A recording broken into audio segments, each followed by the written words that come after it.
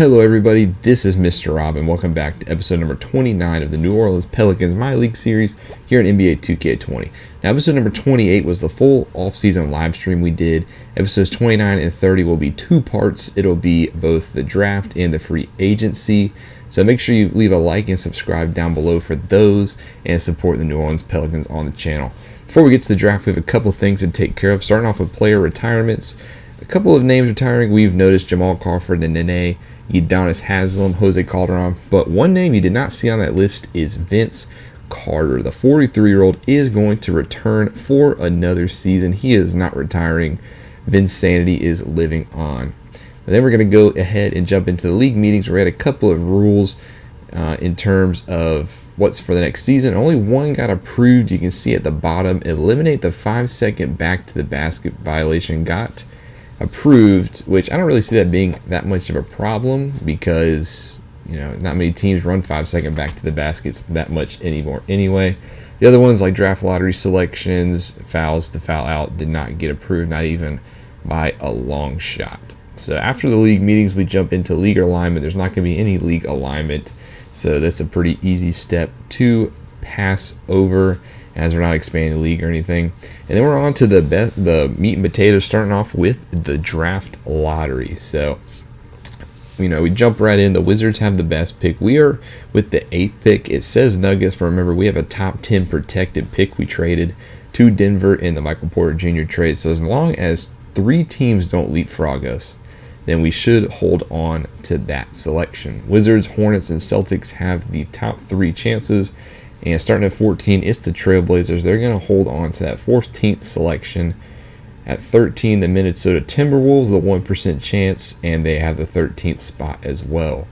So then we move on to 12th, and it looks like the Brooklyn Nets are going to keep that pick. So far, nothing's really changing. So far, these are the borderline playoff teams, so not much expected as of right now. Atlanta Hawks up next, and they are going to keep their pick as well. So first 4 teams, and now we move into the last of the 5 with the 10th overall pick. If the San Antonio Spurs, who missed the playoffs for the first time in what seems like an eternity, they will be keeping their number 10th pick as well. So far all the same. So far it's been pretty chalk across the board, and that moves us to the number 9 select, where the disappointing Milwaukee Bucks finished. And they get the 9th select. They actually did make the playoffs, but they get this pick from the Indiana Pacers. So a fringe championship team has a chance to build upon their selection. New Orleans Pelicans with the 8th pick, and it actually does not go to the 8th pick. The New York Knicks get the 8th pick. This means that we have moved into the draft lottery. So the Pelicans, we have a top 4 pick. Number 7, Miami Heat, they stay there. But can the Pelicans end up with back-to-back number 1 picks? We now know we have a shot. So that's exciting news for us. With the 6th, the Suns have the best chance, and the Suns are actually going to move into the lottery as well. So that we see the Grizzlies pick will now go to the Celtics, and the Suns and Pelicans sit in the draft lottery at the moment. Here comes the Hornets, and they will not get in as well. The Wizards get knocked out. So we have 3 teams, the Hornets, Suns, and Pelicans in the top picks. The 4th pick goes to the Pelicans. So we get the number 4 pick. That leaves the Mavericks, Hornets, and Wizards with the other 3 picks. So we get the 4th pick, which is very good for us. We did not expect to really get in the top 5, let alone 4th pick. Charlotte Hornets had the best chance at the 3 pick, so it's actually going to go to Dallas. So Charlotte and Phoenix move up quite a little bit here in the draft lottery. They are the big winners here in this one. So now it's time to see who takes the number 1 pick. Will it be the Phoenix Suns, or will it take the Charlotte Hornets? It's number 2 best odds, and it's going to go to the Charlotte Hornets, which means the Phoenix Suns have the number 1 overall pick. Last time the Charlotte Hornets had the number 2 overall pick, they took Michael Kidd-Gilchrist, who obviously hasn't panned out that well, and the number 1 pick is going to go to the Suns once more. Last time they had the number 1 pick, they took DeAndre Ayton a couple years ago, so they're looking to build on that. So they're in desperate need of a point guard, and this just so happens to be a very point guard heavy class. So the Phoenix Suns luck out. They get the #1 pick, followed by the Hornets, Mavericks, and then us. So before we get to draft scouting in the draft, we got a couple of spots open on our roster in terms of staff. And we're going to try to get Logan Mills to be our CFO. And then a head coach who's a free agent is Greg Popovich. And there's a couple other options. Scott Brooks, the former Wizards coach who got fired. James Borrego, Lucas, a couple other guys. Jason Kidd, the assistant for the championship-winning Lakers. We see Taylor Jenkins, Alvin Gentry, still out there. And then, of course, Barney Rowe, our interim coach for this past year. But we saw Popovich out there. We just had to give an offer. You can't just not give an offer to Greg Popovich. And so we're going to offer him a 4-year deal for 6.05. No, we're actually going to increase it to 6.25, excuse me. Wow. So we're trying to really lock in Pelicans Popovich as our coach. Fortunately, he did not agree to it. He actually goes back to San Antonio. So we're actually going to sign Jason Kidd to be our head coach. He had that little stint in Milwaukee, not overly successful, but he's going to have a second chance here, especially after being the assistant coach of one of the best teams in all of basketball history, the Los Angeles Lakers, who went 77-5 and won a world title. So Jason Kidd will be our coach for the next season. We take a look at other moves. Lucas, the head coach of the Grizzlies. The Hornets, they hire Owen Taylor to be their head coach. So a couple of new coaches breaking into the league. Spurs re-signed Greg Popovich. He really wasn't any, threat to leave San Antonio in the first place. The Timberwolves take Michael Stauffer, the assistant from the Wizards, to be their head coach. And the Wizards are actually going to bring back Scott Brooks. So he got fired early in the season in December and gets brought back in July. So now with a top 4 pick, our draft position really changes in our philosophy. Before we start really scouting, we learned that Jaden McDaniels, who we watched a scouting prospect video on, has a bad back, and our trainer is suggesting not even to draft him. So it wasn't really on our radar anyway, but it was interesting to see. So we invited a lot of the top guys to hit the draft workout for us now that we have a top 4 overall pick. And after this, and after kind of thinking about it, it really comes down to 4 players for us, which means we have the number 4 overall pick. And I was thinking LaMelo Ball, James Wiseman, Anthony Edwards, and Cole Anthony. Those were our top 4 picks, I think, undisputedly. And if we could get any one of those 4 players, we would be set. So we're taking a look at some of the shooting advantages. Nico Mannion from Arizona is a standout shooter from the mid-range, but, we weren't really in a position to take him. So take a look at the college threes. Jaden McDaniels and Cole Anthony led the way in that one. Standing 3-point percentage. Anthony Edwards made the most standing NBA threes. He's a very intriguing prospect out of Georgia, especially labeled as a slasher. LaMelo Ball obviously shot well from 3 as well. He's got plenty of range to his game and actually shot the best out of the moving 3-point advantage. So LaMelo Ball will be a top pick. I don't think he'll slide down to 4, but if he did, we would definitely take LaMelo Ball, even with his brother on the team, which would make for a very interesting dynamic.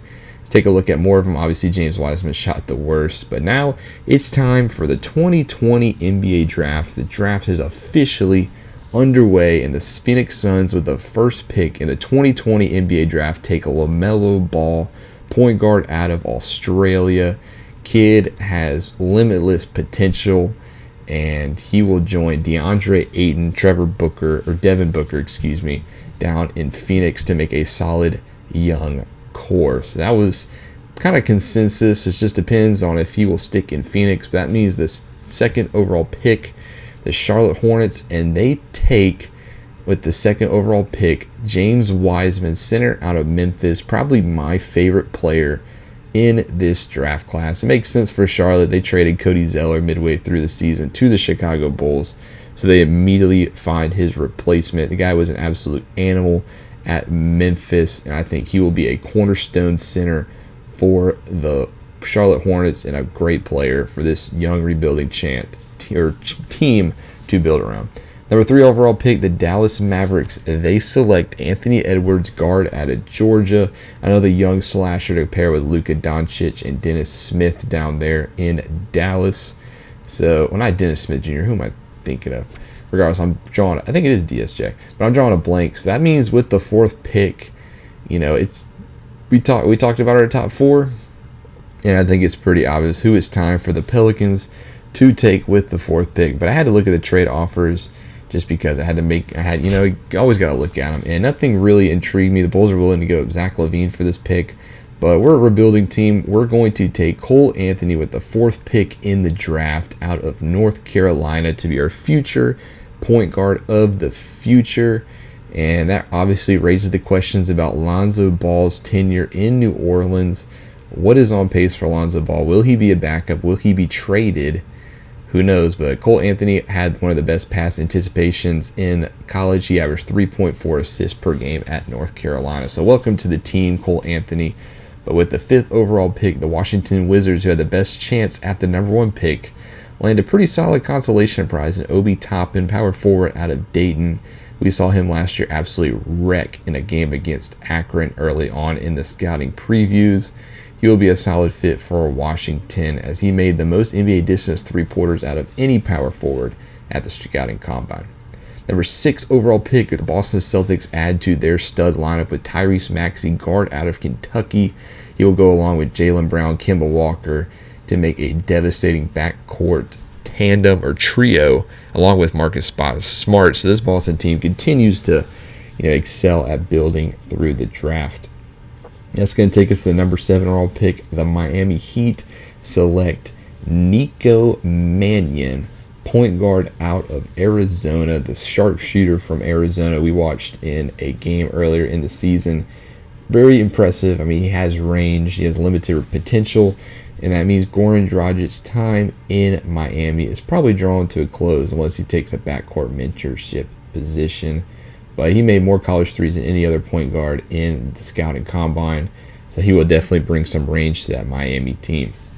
Number 8 overall pick, the New York Knicks are up next, and with the 8th overall pick, they are going to select R.J. Hampton, point guard out of Australia. So another R.J. joined the New York Knicks. R.J. Hampton, R.J. Barrett from last year. So 2 R.J.'s down there. He's a player we don't know a lot about being in Australia, just like the other ones, but we did our homework. We watched him in that battle against LaMelo Ball, and we know what R.J. Hampton is capable of. Number 9, the Milwaukee Bucks with the number 9 selection in the draft. They take Theo Maledon, point guard out of France, another foreign player that we watched play. And that brings a lot of questions to Eric Bledsoe as another point guard is taken off the Milwaukee Bucks. Are they willing to move on from Eric Bledsoe already? He is getting older. Or will Theo Maledon learn from the bench? He has a lot of boom or bust potential, so we'll see how the Bucks decide to handle Theo Maledon. 10th overall pick, the San Antonio Spurs, they take Jay Scrubb, shooting guard out of Louisville. Didn't play in college this past year, was transferring, and decided to, instead of sitting out the whole year and then play at Louisville, he decided to come out of college. So this is kind of like a Popovich selection, a kind of an under the radar, not the flashiest pick, but someone that I no doubt think Greg Popovich will groom into another Spurs selection. Number 11 overall pick, the Atlanta Hawks. They select Vernon Carey Jr., center out of Duke, somebody I was willing to target with the 15th overall pick that we have. But Vernon Carey goes to the Atlanta Hawks, a solid selection out of Duke. We saw him play in that Michigan State game, and he has very good defensive skills inside. Averaged 3.9 blocks per game. That was the best at college last year. Now the Nets are on the clock with the 12th pick. They pick Isaiah Stewart out of Washington, another low block hoss of a selection. An absolute animal at Washington. Did a lot of block shots, a lot of dunks. He will definitely solidify down there with DeAndre Jordan. And don't forget, Brooklyn is bringing back Kevin Durant for this next season. So just to add another young stud to that lineup is scary. 13th overall pick, the Minnesota Timberwolves. They select Tyrese Halliburton, point guard out of Iowa State. Probably the first guy we actually did not take a look at. So no footage from Iowa State on this one, but he was born a distributor. It says he averaged 8.3 assists per game and was the best in the nation last season. So he could definitely dish the rock to Anthony Wiggins, Karl Anthony Towns in Minnesota. With the 14th overall pick, the Portland Trailblazers, they select power forward Precious Achiuwa out of Memphis. So the two Memphis 4-5 tandem has been selected. James Wiseman obviously got all the praise, but don't sleep on Precious, another guy who could be a star in this league. He has good agility, good interior defender, and a nice scorer at the power forward position. So that brings us back to the clock with the 15th pick, and we're going to take a look at the trade offers. And there was a couple of trade offers in this one. So we had the Heat offering us Bam Adebayo, and the Hawks offering us Vernon Carey Jr., the guy we wanted to take with this selection. I went back and forth with the chat with myself on this one for a while. They're very similar players. Bam Adebayo being a 5'79". Vernon Carey was a 76, but Vernon Carey is the younger pick. So we are going to do the trade with the Hawks. We trade the 15th overall pick to the Atlanta Hawks for Vernon Carey Jr., who is now a New Orleans Pelican. So the Atlanta Hawks are going to take that pick and they're going to flip it for Aaron Nesmith, guard out of Vanderbilt. So now we're in the second half of the draft. We're going to move it a little faster, and the Celtics have back-to-back picks. And with the 16th pick, they take Jaden McDaniels, the Washington guy, who had the bad back, but with two back-to-back selections and already a first-round pick, the Boston Celtics are probably the most equipped team to take a shot. And then with the other pick, they select N'Faly Dante, center out of Oregon, a guy I think could have used another year at college, but nonetheless, another raw, big man down in the block for the Celtics. That brings us to the number 18th pick. The OKC Thunder select Isaac Okoro, small forward out of Auburn with this pick, which means that that's going to bring us to the Kings with the 19th overall selection. And they take Onyeka Ongankwu, center out of USC. So a couple big men going now. He was a fan favorite at USC and will be missed for the Trojans. And then now, the 20th overall pick, the Toronto Raptors, they take Zeke Nnaji, another big man, this guy out of Arizona. We saw him make a couple of plays for Arizona, and he will be a good replacement for Gasol whenever the Raptors decide to move on from him.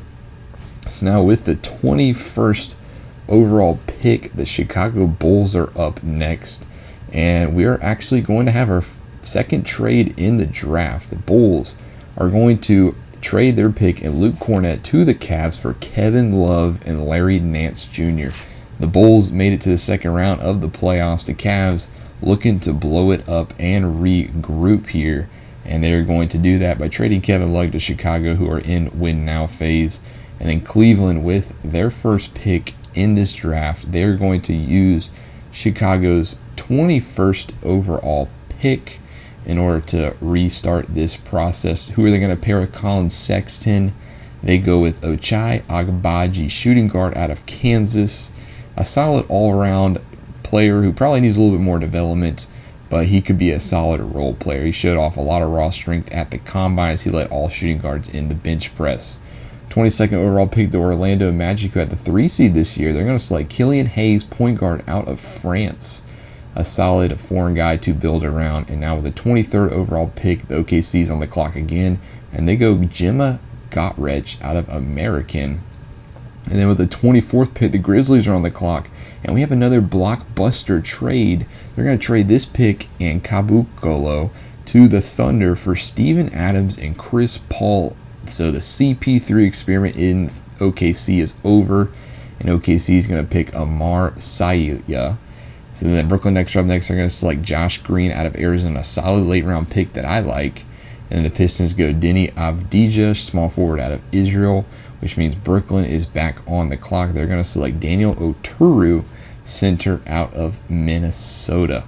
So that's going to bring us to the Clippers, the 28th pick, and they're actually going to trade this pick as well. So the Thunder's collecting another pick as they flip Danilo Gallinari back to the Clippers, who are looking to win now and compete for a title once more next year with Kawhi and Paul George, and then gain help in Danilo Gallinari. So welcome back to Los Angeles, Danilo.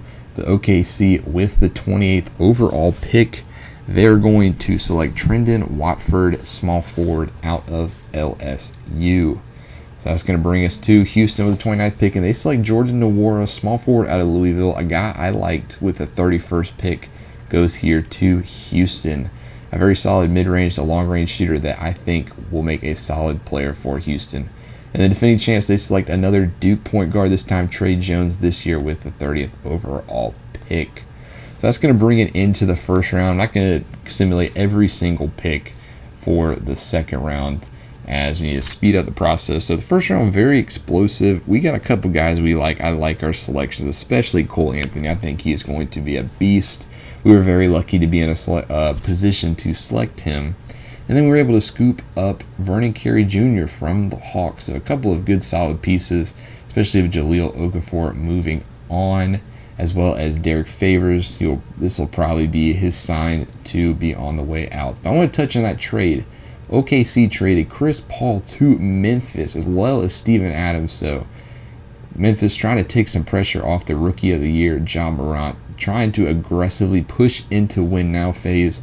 It'll be interesting to see how that does for Memphis this coming year.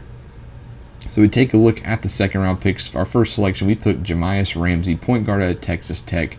A solid guy at the guard position who has some range. We'll see if that can help us out. And then we have the 8th pick of the second round. We took Aaron Henry, shooting guard from Michigan State, to help out as well in that guard backcourt. So we have plenty of help back there now. And then our last pick in the second round, we took Reggie Perry with the 19th out of power forward out of Mississippi State to help in that depth down low. But a couple of other selections. Cassius Winston we saw get picked. AJ Lawson goes to the Magic. Then we're going to end this episode by looking at one more trade. So that means with the selection of Cole Anthony, we trade Lonzo Ball and a second round pick to the New York Knicks for Mitchell Robinson. So Lonzo Ball's tenure in New Orleans is finished. That's going to bring it into this episode. Part 2 of the all-season recap will be free agency. We'll see who the Pelicans are able to sign and the moves around the league. But that's going to be it for this episode. Thank you guys so much for watching. I hope you guys enjoyed the 2020 draft. Make sure you leave a like and subscribe down below if you did. And if you definitely want more Pelicans content, I'm excited to get into year 2 with you guys. And this is Mr. Rob, though, and I'm saying class is dismissed.